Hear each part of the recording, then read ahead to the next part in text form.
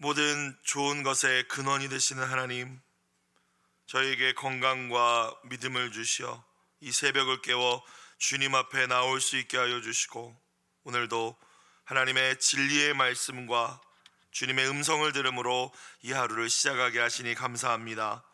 사모하는 마음으로 주님 앞에 나온 심령 심년마다 하나님의 기쁨이 되는 성숙한 사람이 되겠노라 하는 사생 결단이 있게 하여 주시고, 결단한 대로 실천해낼 수 있는, 살아낼 수 있는 믿음과 용기와 지혜 또한 더하여 주시어 어제보다 조금 더 저희들이 예수님을 닮은 모습으로 이 한날을 살아가게 하여 주옵소서. 날마다 우리에게 거룩한 꿈을 꾸게 하시는 우리 주 예수님의 이름으로 기도드리옵나이다. 아멘. 하나님 말씀 구약 에스라 4장 11절부터 24절까지 말씀입니다. 에스라 4장 11절부터 24절까지 말씀 한 목소리로 합독하시겠습니다. 아닥사스다 왕에게 올린 그 글의 초보는 이러하니, 강 건너편에 있는 신하들은 왕에게 아뢰나이다. 당신에게서 우리에게로 올라온 유다 사람들이 예루살렘에 이르러 이 패역하고 악한 성읍을 건축하는데 이미 그 기초를 수축하고 성곽을 건축하오니, 이제 왕은 아시옵소서. 만일 이 성읍을 건축하고 그 성곽을 완공하면 저 무리가 다시는 조공과 관세와 통행세를 바치지 아니하리니 결국 왕들에게 손해가 되리이다. 우리가 이제 왕궁의 소금을 먹음으로 왕이 수치당함을 참아보지 못하여 사람을 보내어 왕에게 아뢰오니, 왕은 조상들의 사기를 살펴보시면 그 사기에서 이 성읍은 패역한 성읍이라 예로부터 그 중에서 항상 반역하는 일을 행하여 왕들과 각 도에 손해가 된 것을 보시고 아실지라. 이 성읍이 무너짐도 이 때문이니이다. 이제 감히 왕에게 아뢰오니, 이 성읍이 중건되어 성곽이 준공되면 이로 말미암아 왕의 강 건너편 영지가 없어지리이다 하였더라. 왕이 방백 르훔과 서기관 심세와 사마리아에 거주하는 그들 통관들과 강 건너편 다른 땅 백성에게 조서를 내리니, 일러스되 너희는 평안할지어다. 너희가 올린 글을 내 앞에서 낭독시키고 명령하여 살펴보니, 과연 이 성읍이 예로부터 왕들을 거역하며 그 중에서 항상 패역하고 반역하는 일을 행하였으며, 옛적에는 예루살렘을 다스리는 큰 군왕들이 있어서 강 건너편 모든 땅이 그들에게 조공과 관세와 통행세를 다 바쳤도다. 이제 너희는 명령을 전하여 그 사람들에게 공사를 그치게 하여 그 성을 건축하지 못하게 하고 내가 다시 조서 내리기를 기다리라. 너희는 삼가서 일에 게으르지 말라. 어찌하여 화를 더하여 왕들에게 손해가 되게 하라 하였더라. 아닥사스다 왕의 조서 초본이 르훔과 서기관 심세와 그의 동료 앞에서 낭독되매, 그들이 예루살렘으로 급히 가서 유다 사람들을 보고 권력으로 억제하여 그 공사를 그치게 하니, 이에 예루살렘에서 하나님의 성전 공사가 바사왕 다리오 제2년까지 중단되니라. 아멘. 하나님의 은혜로 바벨론 포로 생활로부터 돌아온 유다 백성들은 무너진 하나님의 성전을 재건하기 시작하였습니다. 그런데 그 성전 재건을 시작하자마자 우리도 하나님을 섬기는 사람들이다 라고 주장하면서 성전 재건에 동참하게 해달라고 요청하는 무리들이 등장하죠.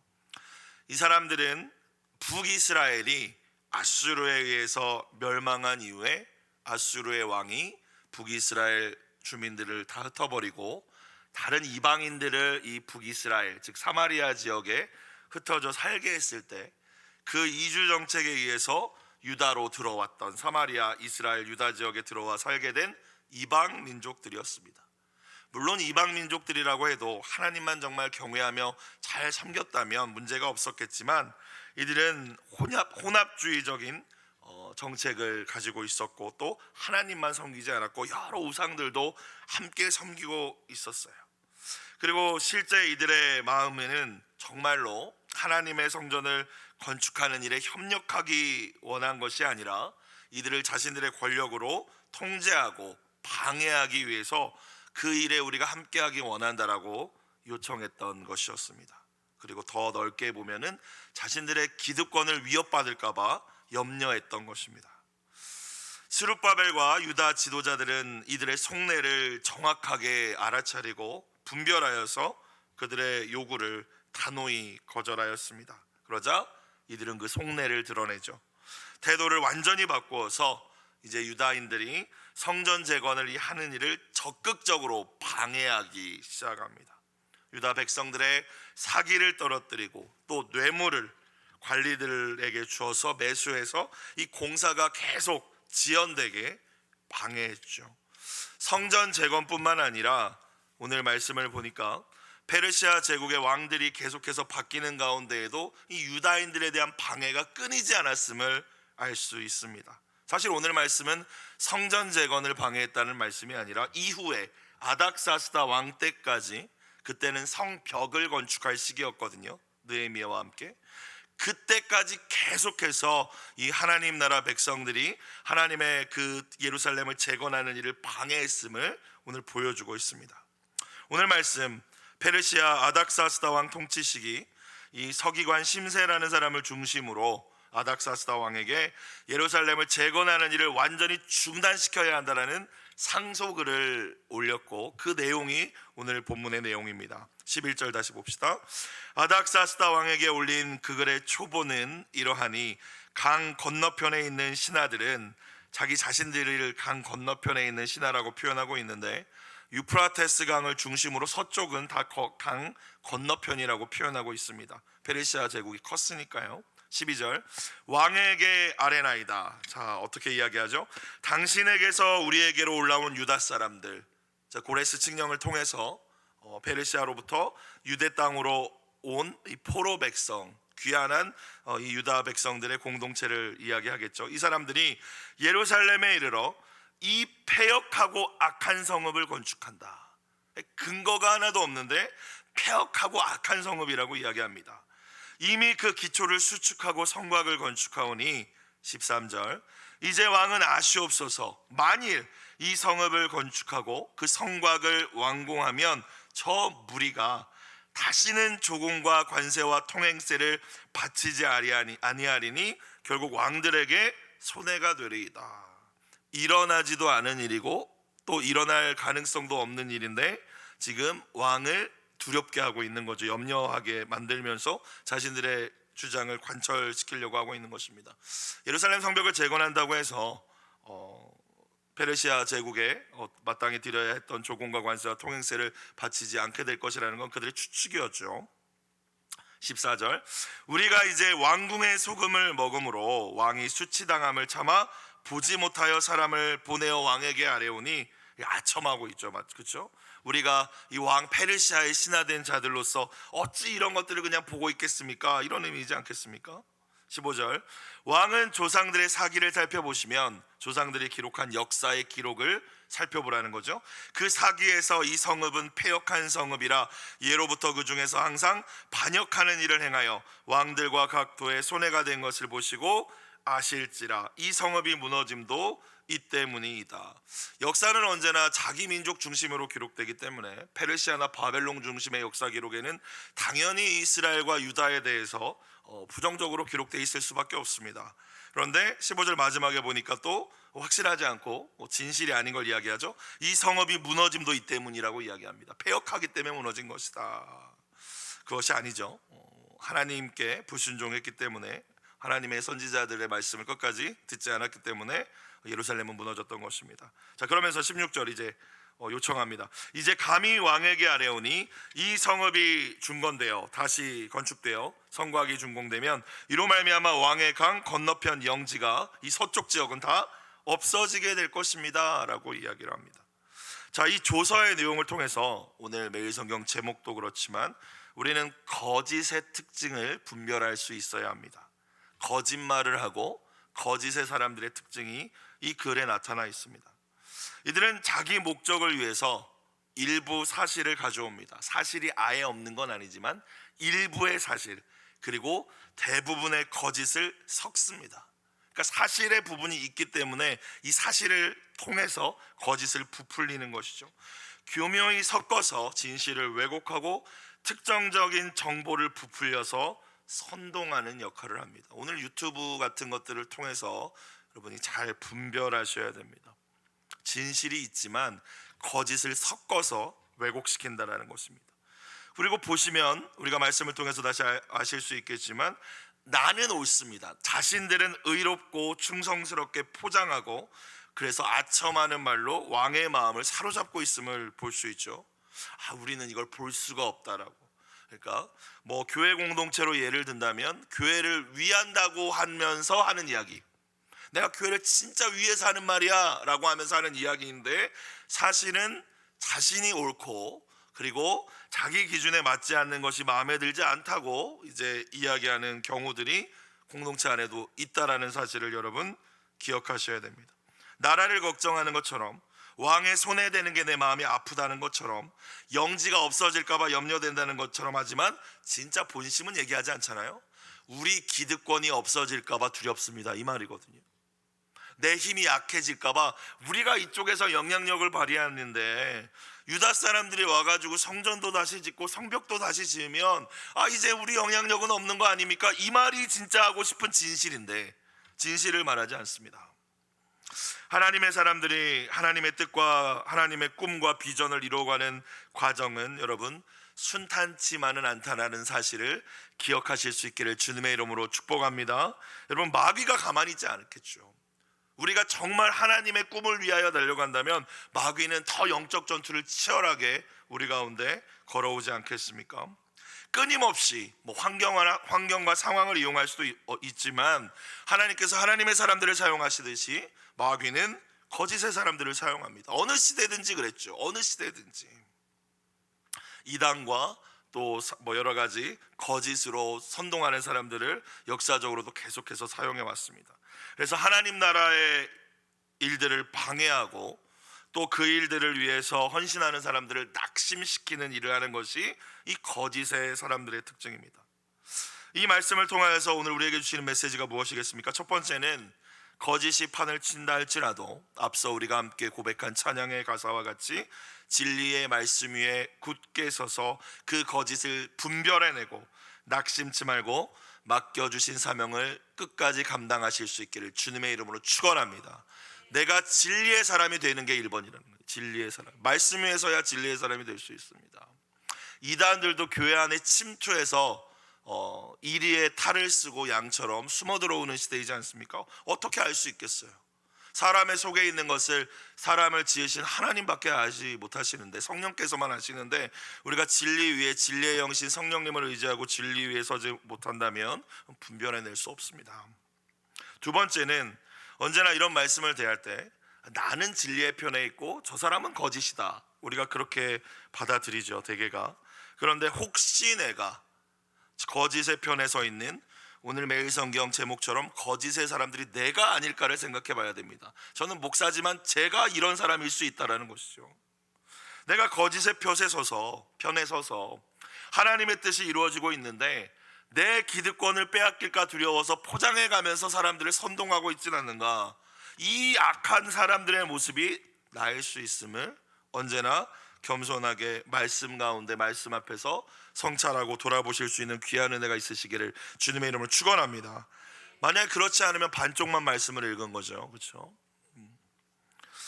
오늘 왜곡된 사실과 과장된 정보로 이 상소문을 올렸습니다. 그러니까 왕의 마음이 흔들립니다. 17절, 왕이 방백 르훔과 서기관 심세와 사마리아에 거주하는 그들 동관들과 강 건너편 다른 땅 백성에게 조서를 내리니 일러스되 너희는 평안할지어다. 너희가 올린 글을 내 앞에서 낭독시키고 19절, 명령하여 살펴보니. 자, 역사 기록을 아마 들춰 봤을 거예요. 자, 그런데 사람이 어떤 것에 선동이 되면은 듣고 싶은 것만 듣습니다. 정치적인 성향도 그렇지 않습니까? 내 성향에 따라서 그것만 찾아서 듣고 맞지 이게 맞지 이렇게 되는 것이 사람들의 모습인데, 아마 왕도 이미 선동되었기 때문에 저 유다인들은 나쁜 놈들이야, 저 예루살렘은 나쁜 성읍이야, 그런 관점에서 아마 역사적인 기록을 살펴봤겠죠, 그렇죠? 그러니까 정말로 그 기록이 바벨론 중심, 페르시아 중심으로 쓰여진 기록이기 때문에 어떻게 이해하고 읽었습니까? 지금 페르시아 왕이 과연 이 성읍이 예로부터 왕들을 거역하며 자신들을 거역했다는 거죠. 그렇죠? 그 중에서 항상 패역하고 반역하는 일을 행하였으며, 자 20절, 이것이 근데 염려됐다고 저는 생각하거든요. 진짜 이 왕이 염려한 것은 옛적에는 다윗 솔로몬 시대를 의미합니다. 예루살렘을 다스리는 큰 군왕들이 있어서 강 건너편 모든 땅이 그들에게 조공과 관세와 통행세를 다 바쳤도다. 이걸 진짜 염려하고 있는 거죠. 정말로 이들이 과거의 영광을 유다가 찾는다면 페르시아에서 떨어져 나가는 거니까 이걸 지금 염려하고 있는 거예요. 신중하게 분별하지 못하고 자신이 듣고 싶은 것만 들어서 결론을 내리고 있습니다. 잘못된 결론을 내리겠죠. 자 21절, 이제 너희는 명령을 전하여 그 사람들에게 공사를 그치게 하여 그 성을 건축하지 못하게 하고 내가 다시 조선에 이르기를 기다리라. 너희는 삼가서 이 일에 게으르지 말라. 어찌하여 화를 더하여 왕들에게 손해가 되게 하라 하였더라. 23절, 아닥사스다 왕의 조서 초본이 르음과 서김관 심세와 그의 동료 앞에서 낭독되매 그들이 예루살렘으로 급히 가서 유다 사람들을 보고 권력으로 억제하여, 때로는 하나님 나라의 귀한 사업들이 세상 권력에 의해서, 또 잘못된 권력에 의해서 막힐 때도 있을 수 있다라는 것입니다. 그 공사를 그치게 하였다. 여러분, 그런데 오늘 말씀은 여기서 끝나지 않습니다. 24절로 끝납니다.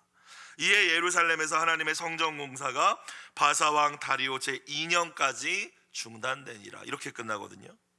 자, 바사왕 다리오 2년까지 중단되었다라는 것은 중단이 끝이 아니고 그 이후에 이제 우리가 내일과 계속해서 살펴본 에스라 5장 6장에 등장하듯이 다리오 왕 6년에 이르러서 성전이 완공됩니다. 이 중단되었던 이 성전 제법이 다시 이어져서 결국에는 완공되어지게 됩니다.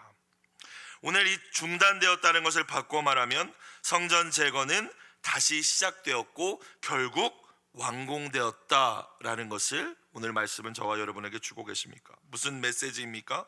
여러분, 사탄이 이용하는 거짓의 세력들의 방해가 아무리 심할지라도 하나님의 약속은 반드시 성취되고 하나님의 나라는 결코 무너지지 않음을, 교회는 무너지지 않음을 믿으실 수 있기를 주님의 이름으로 축원합니다.